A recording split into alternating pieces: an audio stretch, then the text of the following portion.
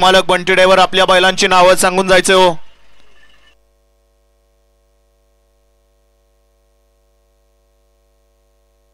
सुंदर अशी गाडी पाली.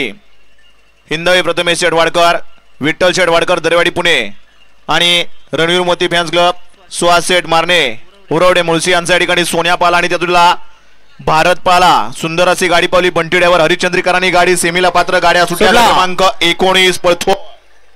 19 मध्ये गाड्या पळतायत दोन.